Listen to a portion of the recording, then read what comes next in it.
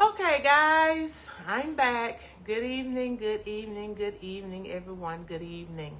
I am Juju, and I'm coming to you live this evening from my kitchen.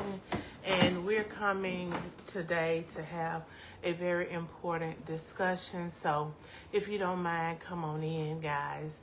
Come on in, and as you come in, let me know that you're on the air with us. Like and share this video and let me know that you're here. Give me a hello. Tell me hey. Send me some hearts, some hellos. Tell me hello. Thank you so much for joining us. We are looking so forward to tonight and tonight's discussion. Hello, Vinny E. How are you doing? And tonight we will continue. All month we have been discussing issues that impact the young adults in this nation, and so we're going to continue with those discussions. And tonight we'll be having an important discussion, one on how mental health and suicide impacts our young adults today. So let me know you're out there, guys. Give me a hello. Tell me hey. Let me know that you're on with Juju, okay? Alrighty then. So y'all just come on in, and as you come in, please like and share this video. Also tell me hello. Let me know that you're out there in the audience and that you are excited about participating with us tonight. Come on now. Come on in, guys. Come on in. Alrighty then. Hello, Vinny E. How are you doing? Um, Thank you for joining us. Thank you for joining this discussion tonight. So we're waiting. I'm waiting for Mr. Jackson and our special guest. Our special guest tonight is going to be Miss Taylor Thomas, and she's going to share some information with us. And okay, it says that Jerry Jackson is watching. Let me see, can I get Mr. Jackson in here? Mr. Jackson, yes, let me get you in here. Okay. Hello, Althea Thomas. How are you doing? Thank you for joining us. And all of the other guys that are out there with us, thank you for joining us this evening. We are looking so forward to this conversation. We're looking forward to the conversation tonight. So thank you guys for joining. And like I always say, would you two please do me a big favor and like and share the video? Like and share the video. Hello, Marcus Thomas. Hello, Mr. Willie Moss. Thank you guys for joining us tonight. Thank you for joining us. And if you don't mind, please like and share the video. Like and share the video. Let your friends know that we are on the air. Hello, Ms. Maddie Clark. Thank you, Minister Clark, for joining us tonight. Mr. Jackson, it didn't add you. Let me try again to add you on. We're going to send you a request. Um, Hello, thank you for watching, Miss Maddie Clark. Thank you so much. Hello, Mr. Jackson. Is that you? Yes, that is you. How are you doing this evening? I'm doing well. Thank you for asking. How are you? I'm doing great. I'm Lord doing have mercy. great.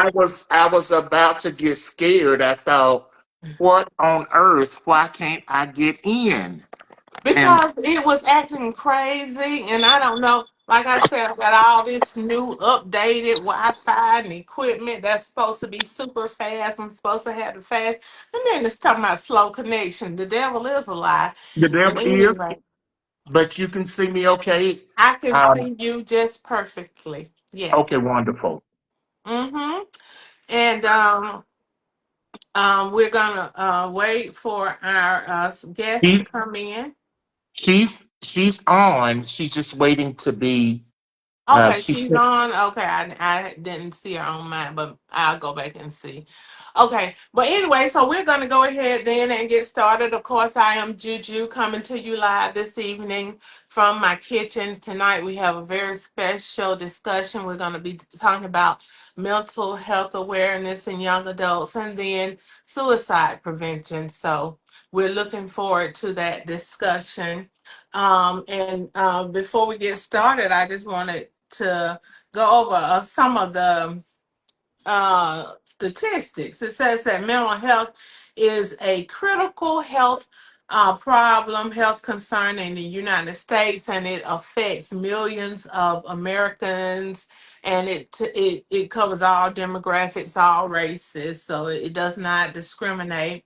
Over 57 million adults, that's approximately 22.8%, or 1 in 5 adults are affected with some type of mental health. So that is a almost a quarter of the nation. That's an overwhelming statistic. And 14.1%, or 14.1 million, or 5.5%, suffer with a serious mental illness. And these serious mental illnesses seriously disrupts their daily functions. The most common are anxiety and depression. And it also says that 40% of high school students report feeling persistently sad and hopeless, and 20% of high school students have seriously considered suicide. Okay. It says that women are 27% are significantly more likely to experience mental illness compared to men. But when we get to the statistics here on suicide, it says that men are 50%. Let me see, let me make sure I got that. 30%. uh excuse me, 4 times, four times as likely than females to commit suicide. So men make up 50% of the population, but nearly 80% of the suicides. Suicide was one of the leading causes of death in the United States. Um, and 49,000 people die each year of suicide. That's one death every 11 minutes. Okay. So this is a serious, it's an epidemic proportion, epidemic situation. So we want to talk about that. And I'm going to put this number in the chat, but it's call 18988 if you're feeling suicidal, you're having mental health issues that you can't deal with, or if you're trying to help a family member or a friend and you don't know what to do. 988. And so I'm going to put that in the chat. And tonight, Mr. Jackson is a close family friend and cousin, I think, of our guest, Miss Taylor Thomas. And so he's going to lead the discussion, and he'll be more, I feel like he'll be more comfortable, she'll be more comfortable with him leading the discussion. So anyway, all right, Mr. Jackson, I'm going to go ahead and turn it over to you guys. Remember, if you have questions, feel free to ask your questions. If you have comments, make your comments. I'm going to be manning the chat tonight. Thank you. Go ahead, Mr. Jackson. thank you so much, Julia Ardeen. I appreciate you. We're very excited as we continue our conversations with young adults. And tonight, as Julia shared, we're going to talk a little bit about mental health awareness and anything referencing suicide prevention. And we're super excited to have Ms. Taylor Thomas, who's going to come in and share her story. She's going to be very candid. We're going to see her vulnerability. Taylor sits here in the metro area of Atlanta. She is 31 years old. She's a speech pathologist. She matriculated through the University of Alabama, Troy University, and believe it's East Tennessee State. If I'm incorrect, when we bring her on, she can correct me. But Taylor's going to come in and speak to us. Julia, have we brought her in yet? Okay, let me see if I can see her on my list of our friends. Yeah, Um, she's not on my list, Mr. Jackson. Is she on your list? I don't see her, but she told me that she was on. She sent a message and said that she was on. Oh, okay. Oh, let me see. Let's see. Viewers, viewers, She viewers. did you accept her request as a friend? I did. I Okay. did. Okay, let me see. Taylor. Maybe let me see. Um, hmm, Let's see. Okay. I don't see her on my end, but You don't see her she on sent me a your. message and said she was on.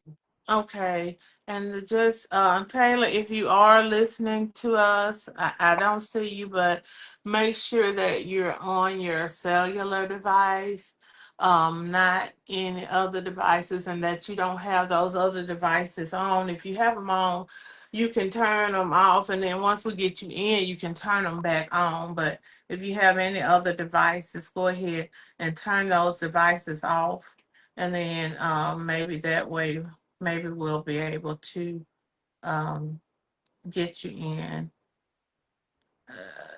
because we definitely want to get you in and have Absolutely. and be a part, have this discussion. So, um, Yeah, it shows that she's definitely your friend. yeah, she's my friend. I did it. Okay, I see where it says she's watching now, so I should be able to pull her in. Let me see. Okay. Okay, there she is. Send the request. Alrighty, so it should be asking you, Taylor, to if you want to join us and just accept that request and we'll be there. She is. Hi. Hello, how are you Hi. doing? I'm fine. How are you? I'm doing very well. Thank you for joining us. Go Hey, ahead. beautiful. Hello. Thank you so much for joining us, Taylor. Yeah. This has been, it's almost like I want to shout for joy because we have someone that is so closely related to what we're discussing and how she has been advocating and how she's standing up and talking about something that you know that is very near and dear to me. I've been a mental health advocate now for about 6 years. I've been telling my story. I've been talking about my story. Been talking about how I navigate on a daily basis. But as I told you earlier, Taylor has experienced something that has really been near and dear to her. She's very passionate about the healthcare field. And as I shared with you, she is a speech language pathologist, and she's currently working at the Shepherd Center. And I'm going to allow Taylor to introduce herself, and then Taylor, we're going to get straight into the agenda because this is a jam-packed time, and we want to be able to navigate and give everybody your story, but also be able to help others. So take it away and tell us a little bit about yourself and why is mental health and um, suicide prevention are so important to you. Okay. Can you guys hear me okay? We Yes, can we hear can. you just Okay, fine. good. Okay, so like my Uncle Jerry said, my name is Taylor Thomas. And I am a speech pathologist at Shepherd Center. So caring for others has always been a passion of mine, and I always did want to work in the healthcare field. So I found what worked for me, and I've been doing that for a few years now. Um, I am based in Roswell slash Woodstock area. I want to say I grew up in Roswell, but I've recently relocated to Woodstock about a year ago. So anyway, I wanted to talk to everybody who's listening about mental health and suicide prevention.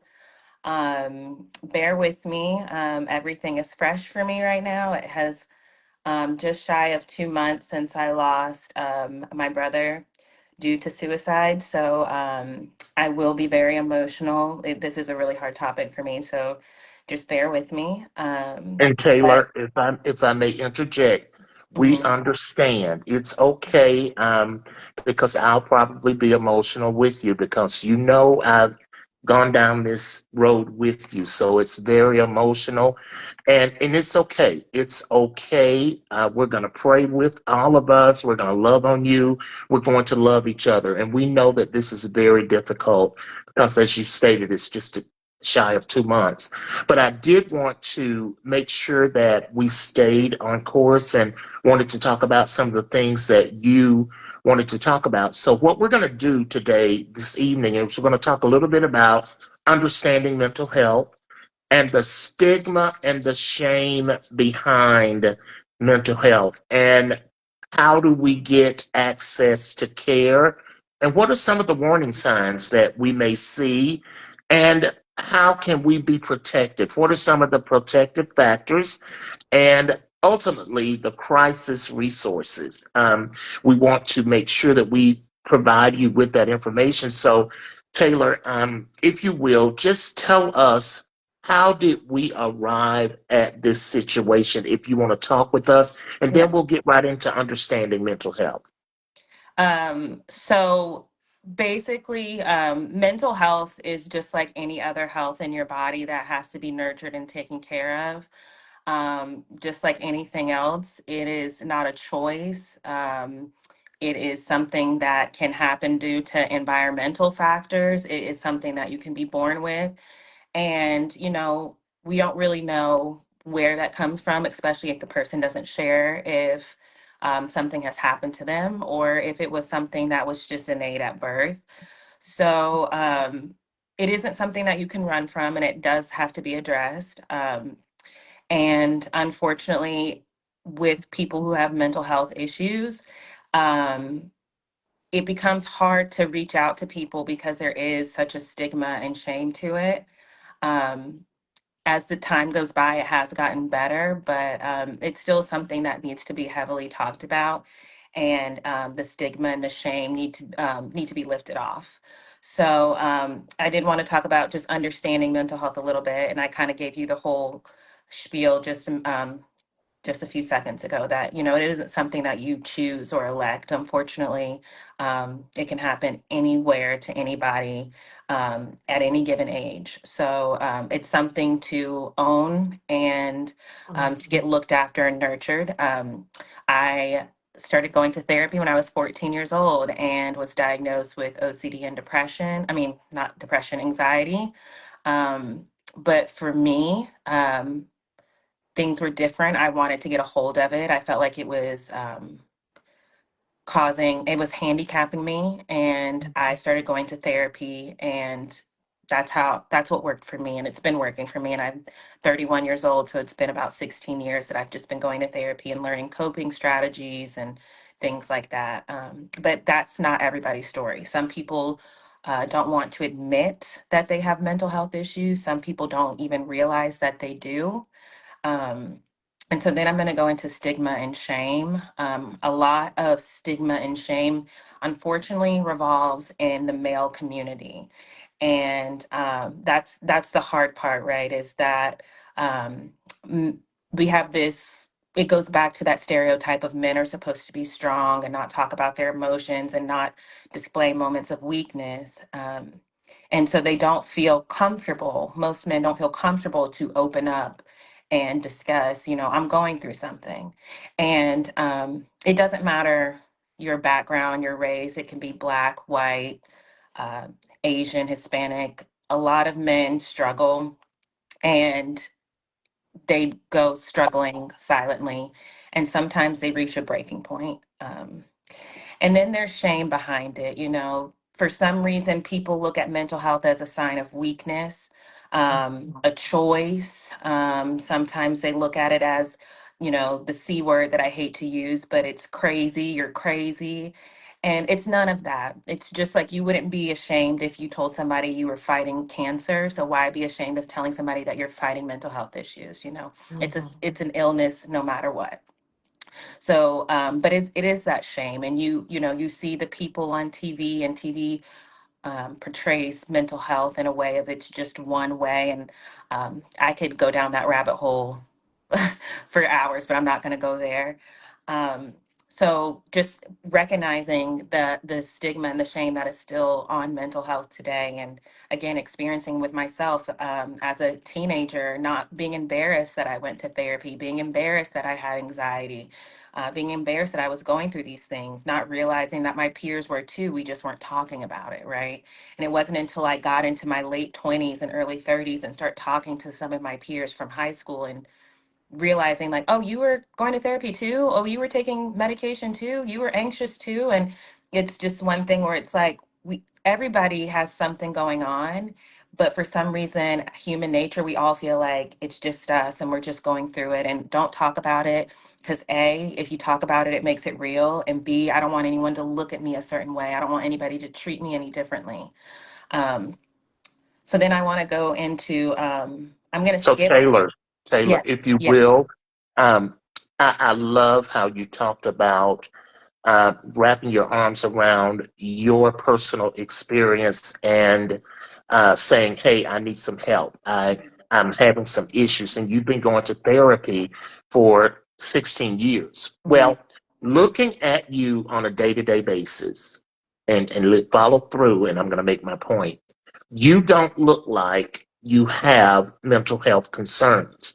Mhm. So, what can you tell people that are online that's viewing you and even viewing me and some of my other friends? We don't look like we have a mental health concern. They only know because we've shared it. What can you tell people about that stigma of you just don't look like you have a mental health concern? Because what I've found is we don't find out that a person has had a mental health concern until it's too late. Mhm. So, what can you tell us and tell the listening audience?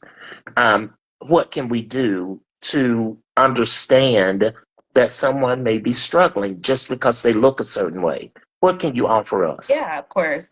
So, mental health, and again, I've been going through therapy a lot of years, so I have a lot of different jargon and stuff that I use. But mental health is just like anything else, any other disease, any other illness. It's a spectrum, right? So there's going to be the very mild version. There's going to be the very severe version. There's going to be um, everybody's different the way they handle things. Everybody's different the way they interpret things, their perspective on life, how things are handled. So, um, with a person like me, I'm very extroverted. So even now, I go to work, and if I haven't told you that I've had a loss in my family, you probably wouldn't know. I kind of just am a person who I just try to, I'm extroverted. I'm going to talk. I'm going to try to make everybody feel like family no matter where I am. I'm going to be the louder person, the talkative person. And it's not until I get in my car that I'm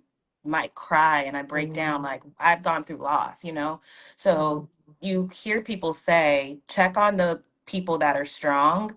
And that's a person that's like me or like you that are, we come off as strong, but we have stuff going on too. And it's not even like you're trying to be extroverted. It's not even like you're trying to take over the room. You're not trying to, that's just your natural personality. And sometimes you're compensating for, the struggles that you have. And if I exude happiness and positivity to others, maybe some of that will come to me.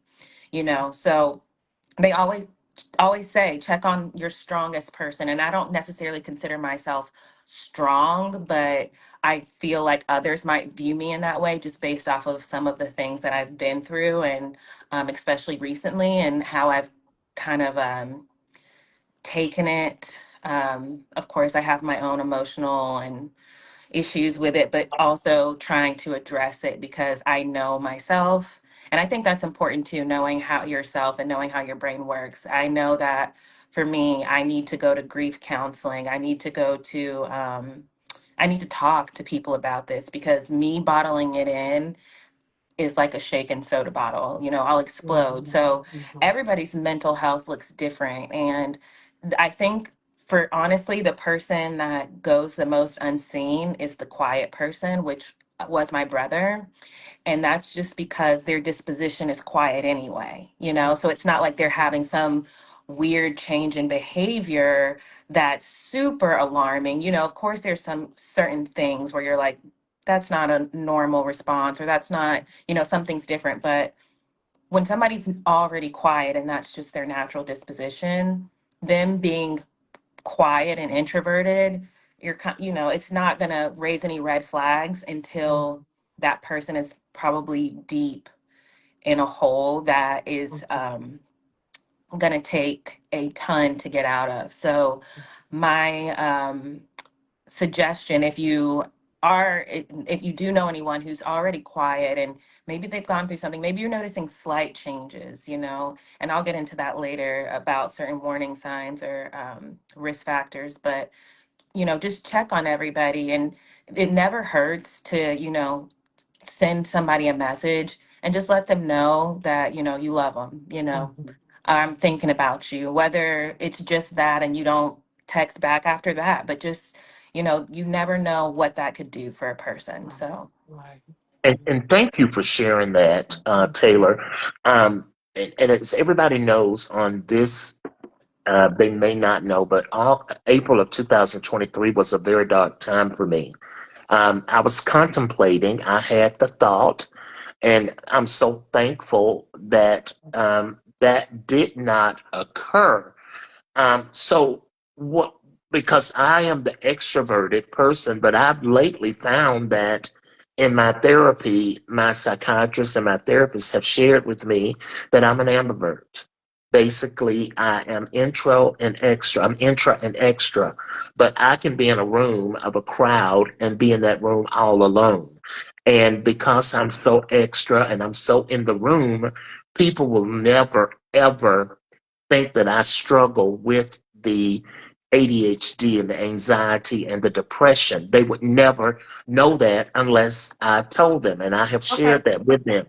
Okay. And Mr. Jackson, can I read some of the comments I was right about quick to say, before? Julia, do we have Okay. any comments? Thank you. All right. Yeah. We do have a lot of people saying that they are super proud of you, Taylor. And your Aunt Helena is one of those who's saying that she's super proud of you. So thank you. Um, And then we have a comment from Mr. Oscar Penn who says that this stigma has have been a genuine concern of mine, and I prioritize mental health and offer them a table at National Night Out for years to help remove that stigma, and have witnessed individuals receive life-changing help due to them meeting representatives in an informal manner and following up with the representative, that has been very helpful and worthwhile. So that is great because we do have to deal with the stigma. And I will tell you, Taylor, when you said sometimes people don't realize or they don't recognize the symptoms of depression. I was dealing with depression, and I had no idea what it was. I'm thinking because I'm a woman of a certain age, I'm going through menopause. And so I'm thinking these are menopausal symptoms. And then I went to my general practitioner and he told me, no, that is depression. And I didn't believe him. I did not. So I said, I'm going to my gynecologist and tell her I'm going through menopause. And she said, no, ma'am, that's not menopause, that's depression. And so it was at that time that I started receiving treatment for that mental health. So, like you said, it comes in different forms. It looks differently for different people, and we have to be willing to reach out and ask the question, what's going on with me, doctor? I'm not feeling, I'm doing something different. Uh what is this that I'm dealing with? Well, Julia, thank you for sharing your personal story as Mhm. well.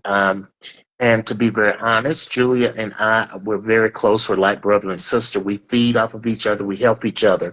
And to Taylor's point, you have to check on the strong ones because Julia is one of those that when she walks in the room, she's the room. She's very strong. She's always trying to help someone else. And all at the same time, she's struggling and having difficulty, just like me, just like you, Taylor. So thank you for that, Julia, for those reading those comments and your personal share. So, Taylor, I know that you wanted to um, talk a little bit about the stigma and the shame. So, how can we create environments that reduce shame and promote openness when you're dealing with someone who's maybe quiet, who may be extroverted? What do you think we can do from your personal experience? Okay, Taylor, you're muted. Okay, yeah. Can you guys hear me now? Yes, Yeah, ma'am. Okay, cool. I always thought that just like having open dialogue and just letting people know it's okay, and that, more people are going through this than we think and that we even are aware of, whether they realize it or not. I want to say it's like one in every fourth person struggles with anxiety and depression, and I'm sure it's more than that. It's just, Go through. if they're not diagnosed or they don't Hmm. know. So I always think that like probably like an open dialogue is really important, and just being really curt, but also very vulnerable with your own journey. So I can just give a quick example that because of me and my journey with my own anxiety and things like that, I met a coworker whose daughter is a teenager who her life from her teenage years is mirror copying me with my journey. Hmm. Some of the same scenes, some of the same anxiety, some of the same panic attacks, and some of the same triggers to those panic attacks. And I started working with her 2 years ago, and she did not know what to do. And she was open about her daughter's situation, and it allowed me to open up to her and tell her I've been through the exact same thing. And then as the more we talked about it, the more we could real see that her trajectory was following how I was. And through that conversation, her daughter is in therapy. Her daughter's on medication that's appropriate enough for a 14, 15-year-old girl, nothing crazy, but, she's on something appropriate. And um, as of a month ago, she told me that her daughter she hasn't seen her this happy and free and like a teenager in so long. So it's just being vulnerable and opening up, because at the end of the day, everybody's going through something. There's no perfect person. There's nobody who's not worried, anxious about something. Hmm. And opening up and being vulnerable about that also allows you to um, invite other people to open up and have that same dialogue with you. And so the more you talk about it, the more that stigma gets lifted. Again, when I was in high school, I never talked about it.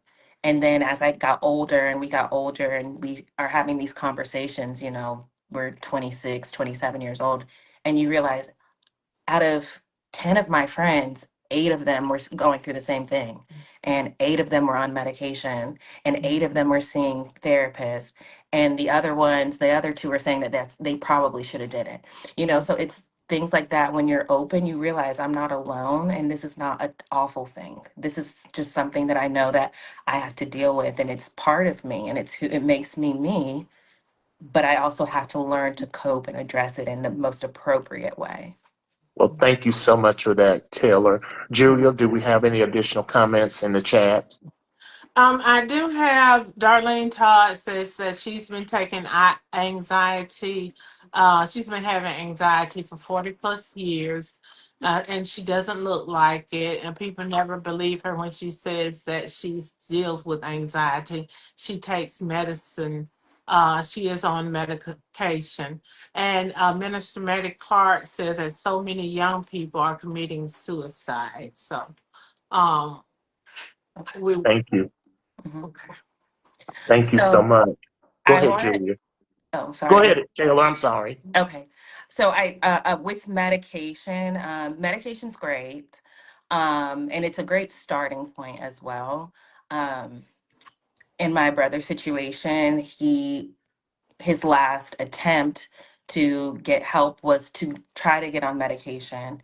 And sometimes a person needs to get on medication first to Mhm. open their mind and to get certain serotonins in, like SSRIs or serotonin boosters, to open them up to wanting to talk. And unfortunately, he was denied that, but that's another topic, right? So, but medication is very helpful, especially if you're, um, on it for like a month or so and just kind of getting your serotonin levels stable. But it should not be the only thing.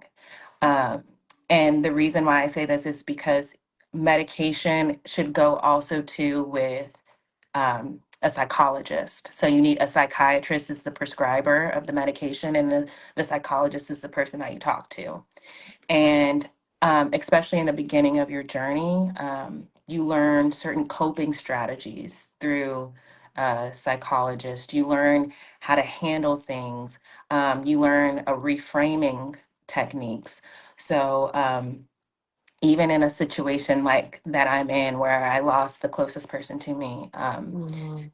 through that and through therapy, I've developed coping strategies so I don't have panic attacks. Of course, I cry every single day, but I don't have the panic attacks. I can reframe it to, you know, yes, I lost this person, but if I didn't have therapy, I could sit in that.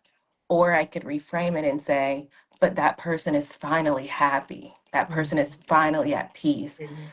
and so medicine is great, but that therapy piece is really important Okay. to learn certain strategies, because eventually medication, your body gets used to it. And so Mhm. then you're going to have to go up a dose or switch medications. But when you're learning the strategies along the way, it kind of puts that puzzle piece together. So, Wow. Now, you said a mouthful Mhm. because we as human beings, when we have high blood pressure, we think we can just take a pill and that's going to fix it. Well, the doctor tells you every time you go there, you need to get this pressure down, and here are some ways to do that. So, not only are we getting the medication, but we're getting the talk to. So, I love what you said, having someone to talk you through to help you to understand coping mechanisms and the strategies and understanding what triggers you to get in these dark spaces. So, thank you for sharing that. Julia, any more comments before we move on to the next segment? I know we can go ahead. Thank Thank you so much. Okay, so Taylor, I know that in your big concerns is about access to care. Tell us a little bit about that, and then I'll have some questions for you when it relates to having access to care. yeah. And basically, well, go ahead and then I'll ask some questions about your personal experience. Yeah, so for access to care, I know that it kind of seems, it goes into the whole medical, do I have the insurance to cover care? Do I have this? Do I Mhm. have that? Luckily, in this day and age, there's so many different things that you can do to be able to still get the help you need. They're having things where you don't even have to go in and see someone. Right. You can just do it virtually. Online. So, Mhm. ever since COVID, I was doing my sessions virtually, and now my therapist is letting people back in office, but we've just been keeping mine virtually. It's just more convenient. I can pop on my phone during my lunch break, and it's just convenient. So there is therapists that do virtual help. There's also different, I want to say organizations. I don't know if that's the right word, but I'm sure you've seen the advertisements of BetterHelp and Mhm. Yes. Mhm. things like that. Those, you can specifically go on there and cater what their type of therapist you want. So if you want someone that's of the same race as you can do it. If you want someone that specializes in depression and trauma, you can select it. If you want someone who is religion based or not religion based, you can select it. BetterHelp is, and it's not expensive really. I think it's between I think it's depending on the situation, the length of time, and the provider. But I mean, I've seen it as low as $50 a session, and that's with no insurance. So they're trying to, I think, I don't want to say, but they're trying to make it as easy as possible to get access to providers that can cater to your specific mental health needs. And then also to keep in mind that there are certain jobs and certain people who are considered mandated reporters. And if you are in crisis situation, you can report something to a mandated reporter. So anybody in the medical field, I'm considered a mandated reporter. Anybody that's in a school system, your professors, your deans, all of those people are going to be mandated reporters.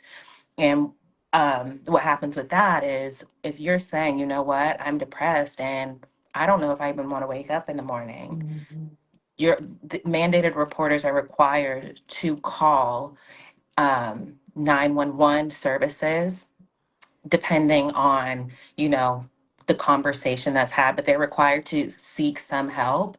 And typically, depending on age, you can either be, if you're a minor, your parents would sign off on you being put under some sort of supervision at the hospital for 72 hours. And if you are an adult, you can either voluntarily check yourself in and be put under observation for 72 hours, or depending on how bad what you communicated was. But sometimes people still don't want to go, right? So they can open up that door and say, I feel this way. And then when you say you have to go somewhere, then they're like, no, I'm not going to do it. And in cases like that, where they feel like you're a threat to yourself or others, they can do what's called 1013ing you, which means that you are required to go. You will be picked up by EMS, and you will be put on a 72-hour hold. So, and I like to say everybody should be a mandated reporter. You shouldn't have to be working in a certain field to feel as if you can't be a person to reach out and help another person. But there are different ways and different accesses of care that you can navigate through. And it doesn't have to be an in-person thing. It can be completely confidential. If you're wanting to take the route of, I rather go through the therapy part and try to learn some strategies before medication, you're allowed to do that. And you just have to communicate that with your provider. But there are different outlets. There are hotlines. I think there's the 988 suicide hotline. And you can just sit on the phone and talk. NAMI is an organization that we're actually doing a walk for my brother on October 4th. And they also have a hotline where you can call and talk. And I'm not sure the exact number, but so I apologize. But, there are a bunch of different hotlines and different resources where if you just want to call to get it off your chest and talk about it with somebody, there's so many different ways to access help. And I urge anybody to, open the dialogue, open the conversation to those who you feel are struggling, those who even a person like me, right? Like I don't necessarily show struggle at work, but if you know my situation and you're at work, I would be the person that you should reach out to and say, hey, I know you seem good, but I'm just checking on you. Are you okay? Is everything going well? Is there anything I can do for you? And sometimes you just need a hug. Sometimes you just want to cry. Sometimes you just, you want to just have somebody just, you know, there for you. And you want to know that people still care and that they're not minimizing your situation, So just opening that dialogue and knowing that there's so many different avenues and access points for help. Great. Thank you for that. And I heard you note it, I noticed and heard you say that there are so many different ways that you can get help. And I know that Julia is one of those mandated reporters because she works in the service industry Mhm. and social industry. And I know that she's a mandated reporter. There are some situations where people will say, "Oh my God, I don't have any medical insurance. I can't afford it." There are so many avenues. And so we got to break that stigma down. There are so many avenues that people will see you. You know, we have all these mental health organizations in every county, in every state that you can reach Mhm. out. But here's the key: if we're not willing to talk about it, we can't report it. So it is very, very important that we communicate and be open and be vulnerable. And thank you for that. So, Taylor, I heard you um, allude to some warning signs. You know, we know that TK was very quiet. I'm loud. You would never think there were any warning signs. And as I share my story, and most of um, you know, I had childhood trauma at the age of 10, and that stayed with me all the way up until I was about 50. So I masked that, but I walked around. Nobody ever knew anything. I was always laughing, happy go lucky, always in the room, and I was the room. So, what are some of the early warning signs that someone might be struggling with their mental health? Can you share that or talk Mhm. to us about what you've experienced? Yeah, yeah, for sure. In my experience, and I'm not going to speak to myself. I'm going to speak to my brother's Yes, situation. yes. Um, one of the first things that you notice is even in a space, right? So when somebody's in a room and they're with people that they love and they're doing something that they love, they don't seem quite present. And Mhm. I don't know how to really describe that to you because it does take you knowing the person, you know, Mhm. and knowing their disposition and knowing their mannerisms and things like that. So it's almost just like they're not there. They have a glazed look on their face. They're just not quite present, even in the most stimulating situations. Mhm. That's one of the things that I noticed. Another thing is masking with something else. So in his situation, he kind of masked and his depression with alcohol. Well, alcohol is a depressant, right? So that's not Mhm. helping. It only not kind of knocks out that sense of reality and of consciousness at some point, you know, for a small stint of time, and then you're back to your regular scheduled program. So if you're noticing people are masking with certain things, and alcohol might not be their vice, maybe they smoke, maybe they're going out a lot. They don't usually go out, but they're going out every weekend. They're, you know, they're eating, they're indulging in eating. It's that extra something that you're like, that's not typically them, and something might be wrong. This might be a time where I need to say, are they okay? Is everything Mhm. okay? Um, Mhm. Another thing would be not doing things that make you a successful civilian or human being. So, if anybody knew my brother, he was a workaholic. He worked for my dad since he was 18 years old. Okay. And he would work and work and work. And he had so much passion into opening and expanding my dad's business. And you know, there was no question that when my dad retired, he was going to get the business. And then, you know, once, you know, the everything's kind of started happening, then it's instead of going to work and working almost 7 days a week, it seemed like it's, oh, he's only there 4 times a week. Oh, he's only coming in 3 times a week. And, you know, in his situation, he's working for my dad. So he had a little wiggle room, but in any other situation, you could have lost your job. So Mhm. doing things that are making you set up for success in your life. Mhm.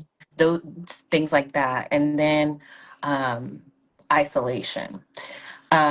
I don't care how shy you are.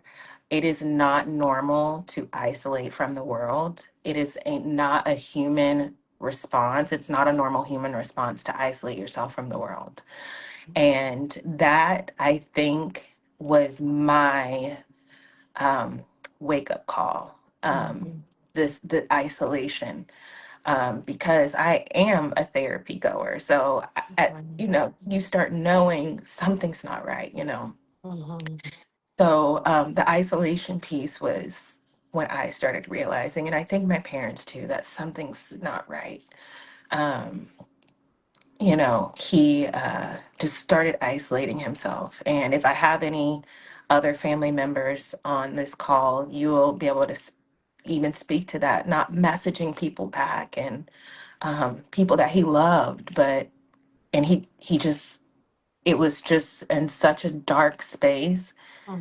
I can't even give you energy to even text you back because I'm just in such a deep hole. Um, and then I would say the last thing is getting rid of your possessions, selling things, getting rid of things, not having certain things that you need, selling your car. um, you know, why are you selling your car? Things like that. So you're not having money problems. So, why are you selling your car?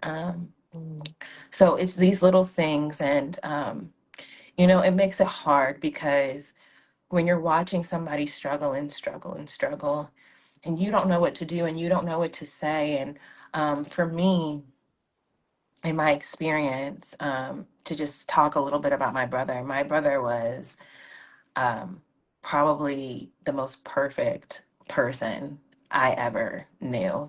He could do it all. He was on the dean's list every single semester of college. He has certifications and degrees in some of everything from Georgia Tech to MIT. He is a genius. He was an all-star athlete. He could paint, he could cook, he did everything and he did it successfully, like without even breaking a sweat. And for me, as a person, not realizing how deep he was and what was going on with him, in my head, I was like, he's just not trying because he can do it. He can do anything. And people that are so strong in one area or in a bunch of areas and they're so weak in this one area, it's very hard for them to open up and say, I am weak in this because they're so used to being at the top of everything that they do that being vulnerable and saying, I am weak, I need help.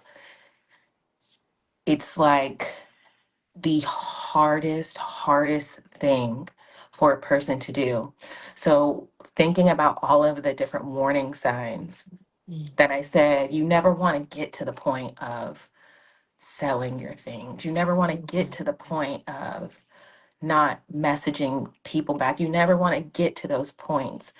You have to get to that point of I'm at this event and this person is completely glazed over, not here.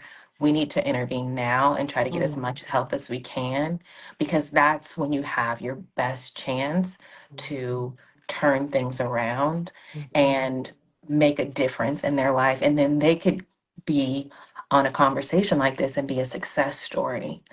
And I don't want to say that my brother wasn't a success story because he did not give up. He just gave all he could, and I feel as if he stayed as long as he could for us. But at the same time, it is a little guilt to know that there is a silent struggle and we knew something wasn't right. And we tried, but there are things that could have been done that were more intervening type of approaches that we could have done. And I'll talk about how to get to that approach later. I don't know if you guys want to chime in or say anything. Well, Taylor, I'm just sort of speechless because at such a young age, you're so knowledgeable, but your life experiences, they have really helped you to help us. You're helping me. And I, I wouldn't even say that I'm a survivor, I'm a navigator. But each time that I see you, you give me strength because everything that you've said is so true. You have epitomized everything about the sign of strength.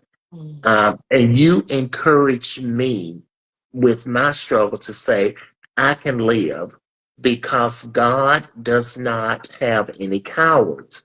But in Mhm. retrospect, TK is in a much better place and he's happier because he's now the guardian angel of his parentals and you and us. I feel like he felt like he did all that he could do to navigate, and he felt that his time was up. Although Mhm. we're hurting because he's no longer here, but there's a reason behind all of this, and I am so enamored with your story and what you've shared. And as close as I am, you've really helped me. So And I do see Mr. that there may be some Yeah, comments, yeah. Julia.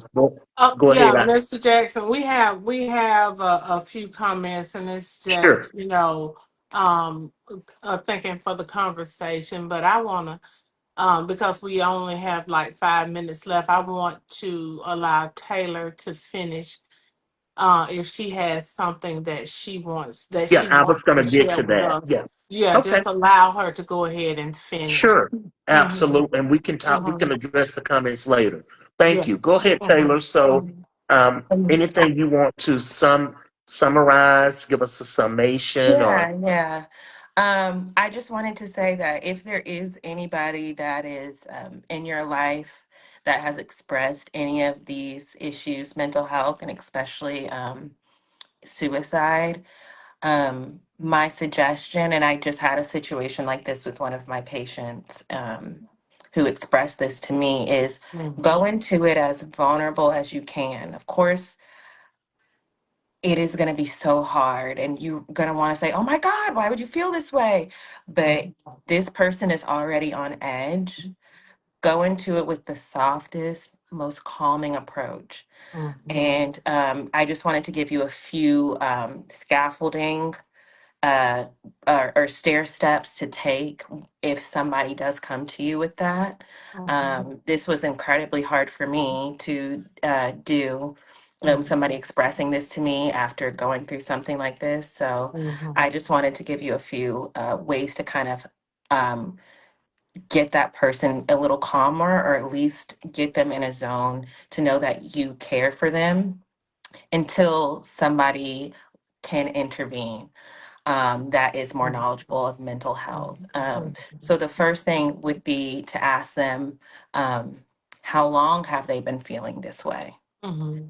You know, and then when they open up, what what happened? Is there anything that specifically happened that you would like to share? Some people might not like to share, kind of putting the ball in their court to letting them know I am here to listen. You're not going to scare me by you telling me this. I'm here to listen. So, what happened? Is there anything that you would like to share that happened? The hard part is going into the have you attempted? And it sounds like a question that is taboo, but it is important to know is have you attempted? Mm-hmm. And when you ask, have you attempted, it depends on their answer. If they said no, then you can say, I'm glad to hear that. I want it to remain that way, and I need to know how I can help. And I am Mm-hmm. trying to get you some help the best way I know how. Another thing to do is if they said, yes, I have attempted and it wasn't successful, to make sure you're opening yourself and being as vulnerable as you can and letting them know, I am so sorry that you feel this way. I never want you to attempt that again. What can I do? Is there anything I can do right now to help you? Can I get you something? Can I call somebody? What can I do? So you're kind of leaving their aid in their hands because something about you made them feel comfortable to tell you.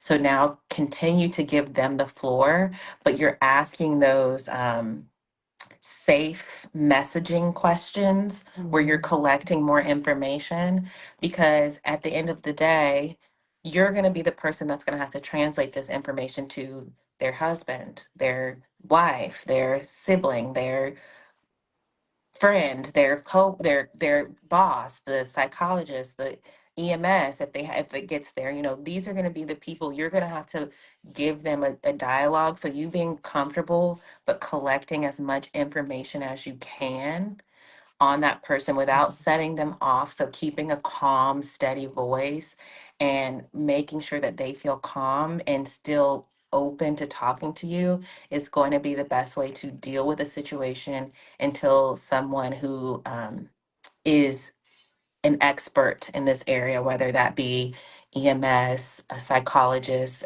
depending on where you are, case manager, something of that nature. But your job is to just be there to listen, asking some of those safe questions, never saying, no, why would you do that? Because that right there could be a trigger into why would I do that? I'm such an idiot. I'm so less than, and then that sets it on a whole other thing. So just saying, I'm so sad that you did that. I really hurts that you did that. And I want to know how I can help, So leaving that open space and giving them the floor to give as much information as you can get because you're going to have to relay that back. And a lot of the times it's a good release for them. They know that somebody's there to hear them. Absolutely. Well, thank you so much for sharing that. And last but not least, and I posted those, what you shared as you were speaking. I was posting them in the chat. I hope I didn't miss anything, but I tried to articulate the best of the things that you said. And last but not least is, do you have not? And last but not least, do you have any resources? I heard you talk about NAMI. I heard you mention 988. Are there any other resources that are available that someone who may be struggling can reach out? I would say if you're struggling and your struggles don't appear, between working hours. People don't just get anxiety or depression during working hours. If you're struggling, the first thing I would do is to call a hotline to at least get you through that time until you could have access to an in-person or virtual or a family member or something. 988 is the specific suicide hotline. I wish I knew off the top of my head the hotline for mental health, but I'm sure we can find that out. But I would say the best resource, and NAMI, I'm sorry, NAMI has a hotline as well on their website. And it is not specific to suicide. It's just if you're having a hard time, feel free to call. So, but I would say starting at a hotline or something where you just know that this person can't see me, this person can't judge me, they don't know me. I can just be completely authentic and get through this situation. And if it's at 4 in the morning, it can at least get me until I can make it until 8 in the morning when I can get an appointment, or I can at least make it until 8 in the morning where I can contact somebody. I think the hotline is the best situation. And if you feel that I just can't even do the hotline, I am on edge. I want to just give up right now. Call 911. Just call it. You will not get in trouble. That is an emergency. I want to stress so much that mental health is an illness and it is an emergency. So it's not a broken leg, it's not a heart attack, but it is a crisis emergency. Call 911. Okay. Well, thank you so much, Taylor Thomas. You have been such a phenomenon. We really appreciate this. And for all of you that are listening in the audience, thank you so much for your participation. But Taylor, most importantly, we appreciate you and being vulnerable and being candid and sharing your navigation as you went through your personal and with your brother. And I know that he is really proud of you right now. And thank you for the strength that you gave during this conversation because I know how difficult it can be. So, audience, thank you so much. Julia, I'm going to turn it back over to you for your closing remarks. Taylor, I want to thank you so much. You are absolutely amazing. And anytime you want to come back on and share more information with us, just let Jerry know, and we'll be more than glad to have you. Thank you so much, because this is an ongoing struggle. I did see a message from Minister Maddie Clark, and was saying that they just funeralized a young lady at her church that died from depression. And I say died from depression as a result of a conversation that I had with a woman whose son died from depression. And she said that's the way she rather refer to it. And so, but anyway, thank you so much for everything. Guys, the comments, if we didn't get to them, we will get, Jerry and I, and hopefully Taylor will go back and see the comments and respond to them as well. Also, I did want to say in Alabama, and I don't know about Georgia or anywhere else, the United Way has their hotline, and it's 211. You're down 211 for that's their United Way helpline if you're in a crisis situation. But anyway, I did want to thank everyone for coming. Next week, we will be back here with more information for young adults. We'll be talking about financial literacy for the young adults, and Mr. Troy Booth will be here with us. Thank you so much. Once again, Taylor, it was so nice to meet you. It was so nice to meet you.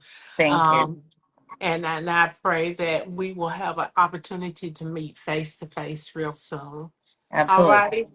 All Thank right. Well, you. thank you guys. I am Juju. I am a mountain moving giant slayer. I'm more than a conqueror. I'm walking by faith. I'm inspiring hope, and I'm showing love all along the way. And until next time, I wish each and every one of you much love and many blessings. Good night. Good Jerry, I night. can't do it. I can't make no heart. You think they're hard. There you go. All right. Good night, guys. I Good love night. you, Taylor Love you Alexandria. I guys. do. I love you. Y'all take care. All right. Bye. Bye. Bye.